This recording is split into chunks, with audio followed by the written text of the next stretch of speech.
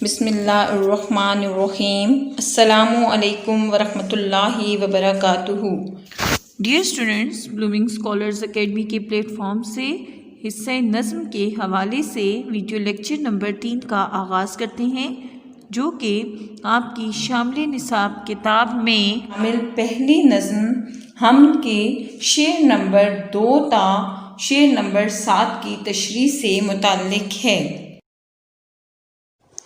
ہمارا شعر نمبر 2 ہے، گو سب سے مقدم ہے حق تیرا ادا کرنا، بندے سے مگر ہوگا حق کیسے ادا ہو تیرا۔ گو کا مطلب ہوتا ہے بیٹا اگرچہ، مقدم ضروری، تو اس کا آپ مفہوم لکھیں گے۔ اگرچہ انسان کا سب سے پہلا فرض یہ ہے کہ وہ اللہ تعالیٰ کا حق ادا کرے، لیکن وہ تیرا حق ادا کرنے سے قاصر ہے۔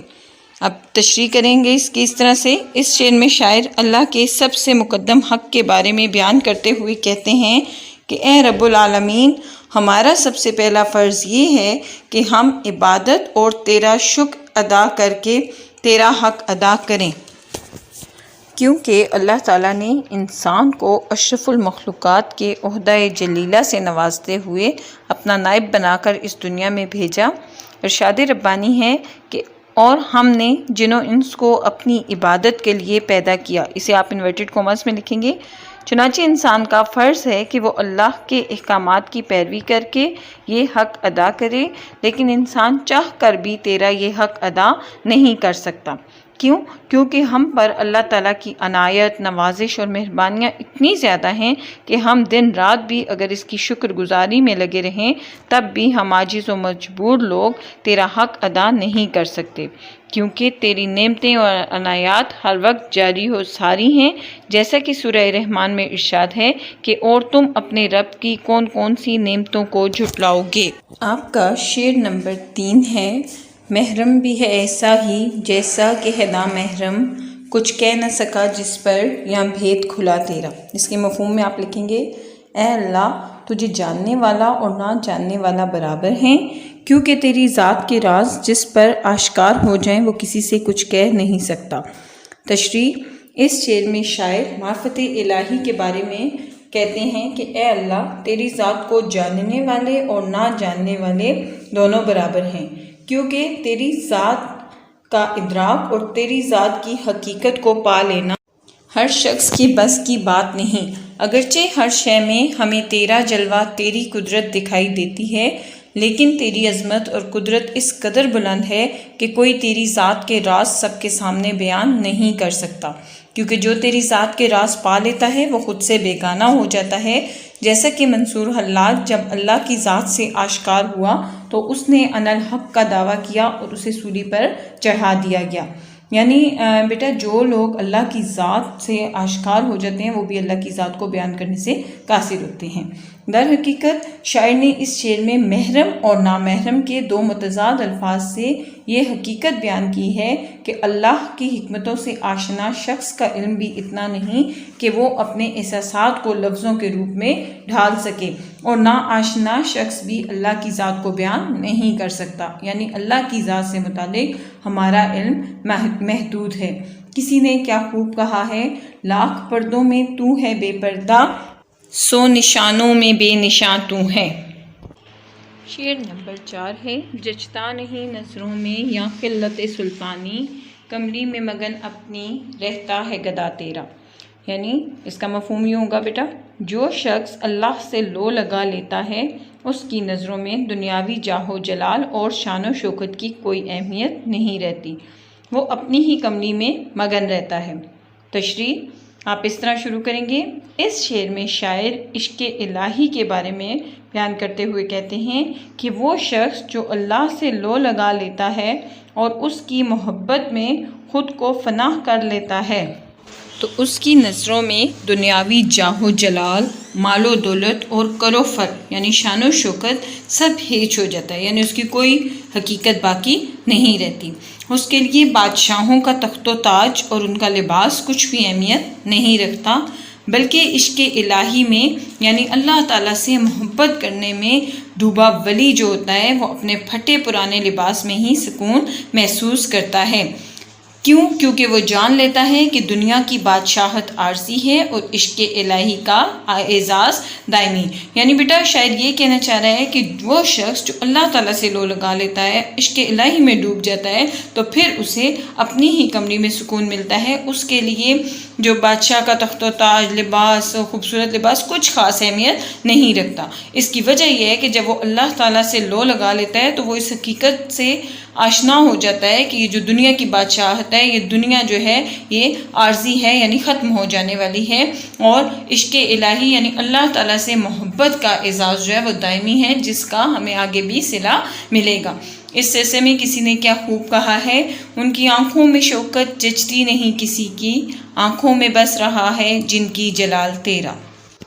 آپ کا شعر نمبر 5 ہے، تو ہی نظر آتا ہے ہر شے پہ محیط ان کو، جو رنج و مصیبت میں کرتے ہیں گلہ تیرا۔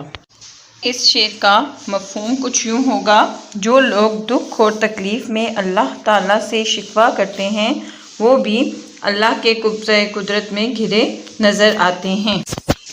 تشریح دیکھیں بیٹا، اب اس شعر میں شاعر اللہ تعالیٰ کی کامل قدرت کو اجاگر کرتے ہوئے کہتے ہیں کہ اے اللہ تو ہر چیز پر قادر ہے، تو ہی نظر آتا ہے ہر شے پہ محیط ان کو، کہ اللہ تو ہر چیز پر قادر ہے، تو ہی مالک و مختار اور ہر شے کا تخلیق کرنے والا ہے، تدبیر اور تقدیر تیرے ہی ہاتھ میں ہے۔ یہی وجہ ہے کہ جب کوئی شخص، دیکھیں، جو رنج و مصیبت میں کرتے ہیں گلہ تیرا، کہ جب کوئی شخص کسی پریشانی، دکھ یا کسی تکلیف میں مبتلا ہوتا ہے تو وہ تجھ سے شکایت کرنے کے باوجود تجھ سے ہی مدد مانگتا ہے۔ کیوں؟ کیونکہ اسے اس بات پر کامل یقین ہوتا ہے کہ اللہ ہی کی ذات ہے کہ جو اسے ہر مصیبت اور مشکل سے چھٹکارا دلا سکتی ہے۔ اس شعر میں در حقیقت شاعر یہ کہنا چاہتے ہیں کہ مصیبت اور پریشانی میں مبتلا شخص کو ہر شے میں اللہ کی ذات دکھائی دینے لگتی ہے، اور وہ کامل یقین کے ساتھ اللہ سے شکوہ کرنے کے ساتھ ساتھ مدد کے لیے رجوع بھی کرتا ہے، کیونکہ اسے اس بات کا یقین ہوتا ہے کہ صرف وہی ذات اس کے دکھ کا مداوع کر سکتی ہے۔ یعنی ہر شخص جو بھی رنج یا کسی مصیبت یا کسی پریشانی کا شکار ہوتا ہے تو آپ نے دیکھا ہوگا کہ وہ ہمیشہ اللہ تعالیٰ سے شکوہ شکایت بھی کرتا ہے، لیکن اس کے ساتھ ساتھ وہ اپنے اس تکلیف کے مداوع کے لیے اللہ ہی سے رجوع کرتا دکھائی دیتا ہے۔ آپ کا شعر نمبر 6 ہے، آفاق میں پھیلے گی کب تک نہ مہک تیری، گھر گھر لیے پھرتی ہے پیغام صبا تیرا۔ اب اس شعر کا مفہوم کچھ یوں ہوگا بیٹا، دنیا میں ایک دن اللہ کے پیغام کی خوشبو ضرور پھیلے گی، کیونکہ صبح کی ہوا بھی اللہ کا پیغام ہر گھر میں لے کر جاتی ہے۔ اب ہم اس کی تشریح کرتے ہیں۔ کسی بھی شعر سے پہلے میں نے آپ کو تمام اشعار کا مفہوم بتایا ہے، اس کی تشریح دیکھیں کہ اس شعر میں شاعر پیغام تبلیغ کی اہمیت کو اجاگر کرتے ہوئے کہتے ہیں کہ اللہ کی وحدانیت کا پیغام ایک نہ ایک دن ضرور پھیلے گا، کیونکہ ہر تخلیق اپنے خالق کے وجود کا پتہ دیتی ہے۔ جیسے خوشبو پھول کی موجودگی کا تو تصویر مصور کی شاہکاری کا، اسی طرح دنیا اپنے خالق کے وجود کی دلیل ہے، یعنی اللہ تعالیٰ کے وجود کی دلیل ہے۔ اس دنیا کی آپ کسی بھی شے پر غور کریں بیٹا تو ہر شے میں ہمیں اللہ تعالیٰ کا عکس دکھائی دینے لگتا ہے۔ یہی وجہ ہے کہ شاعر کہتے ہیں کہ ایک نہ ایک دن انسان کو اس کا ادراک ضرور حاصل ہوگا اور اللہ کی وحدانیت کا پیغام ہر گھر میں پہنچ جائے گا۔ اس دلیل میں شاعر دوسرے مصرے میں کہتے ہیں کہ اللہ کا پیغام پہنچانے کا فریضہ تو صبح کی ٹھنڈی ہوا بھی سر انجام دیتی ہے، پھر یہ کیسے ممکن ہے کہ اللہ کی وحدانیت کا پیغام پوری دنیا میں نہ پھیلے۔ در حقیقت اس شعر میں صبح کی ٹھنڈی ہوا سے شاعر کی مراد اللہ کے وہ برگزیدہ بندے ہیں جو حضرت آدم کے دور سے اب تک اللہ کا پیغام اس کے بندوں تک پہنچاتے آ رہے ہیں۔ آپ کا شعر نمبر 7 ہے، ہر بول تیرا دل سے ٹکرا کے گزرتا ہے، کچھ رنگ بیاں حالی ہے سب سے جدا تیرا۔ اس کا مفہوم کچھ یوں ہوگا، اے حالی تیرا بیان کرنے کا انداز سب سے منفرد اور جدا ہے، اسی لیے تیری ہر بات دل پر اثر کرتی ہے۔ اب ہم اس کی تشریح کرتے ہیں۔ تو پیارے بچوں، چونکہ اس میں حالی نے اپنا تخلص بیان کیا ہے، اسی لیے اس شعر کو ہم مقطع کا شعر کہتے ہیں۔ مقطع کے اس شعر میں حالی شاعرانہ ترلی سے کام لیتے ہوئے اپنی تعریف بیان کرتے ہوئے خود سے مخاطب ہو کر کہتے ہیں کہ اے حالی یہ جو تو نے اللہ کی ہم سرائی کی ہے تو اس میں تیری زبان سے اللہ کی تعریف میں نکلنے والا ہر لفظ دلوں پر براہ راست اثر کرتا ہے۔ دیکھیں بیٹا، ہر بول تیرا دل سے ٹکرا کے گزرتا ہے، یعنی تیری زبان سے نکلنے والا ہر لفظ، ہر بول، ہر لفظ ہمارے دلوں پر براہ راست اثر کرتا ہے۔ اور اس اثر کی بنیادی وجہ یہ ہے کہ تیرا بیان کرنے کا انداز دوسرے تمام شعراء سے منفرد اور جدا ہے۔ دیکھیں، کچھ رنگ بیان حالی ہے سب سے جدا تیرا، یعنی تیرا بیان کرنے کا انداز دوسرے شعراء سے بالکل منفرد اور جدا ہے۔ در حقیقت حالی نے قدیم طرز شاعری کو ترک کرتے ہوئے جدید انداز شاعری کو اپنایا۔ یہی وجہ ہے کہ ان کا نرالا اور بامقصد انداز شاعری براہ راست دل پر اثر کرتا دکھائی دیتا ہے۔ کسی شاعر نے کیا خوب کہا ہے، جو دل سے جو بات نکلتی ہے اثر رکھتی ہے، پر نہیں طاقت پرواز مگر رکھتی ہے۔ تو پیارے بچوں، مجھے امید ہے کہ آپ کو تمام اشعار کی تشریح اچھے طریقے سے سمجھ میں آ گئی ہوگی۔ میں نے اس تشریح کو نہایت مختصر انداز میں آپ کو کروایا ہے، کیونکہ جائزہ راولپنڈی بورڈ میں ایک شعر کی تشریح کے 2 نمبر ہوتے ہیں، اور آپ اس کو اچھے طریقے سے سمجھ کے جب پڑھیں تو آپ اس میں خود سے بھی کچھ امینڈ کرنا چاہیں تو آپ کر سکتے ہیں، ورنہ آپ اسی کو اچھے طریقے سے یاد کر لیں تاکہ آپ کی سالڈ تشریح ہو اور آپ کو 2 میں سے 2 نمبر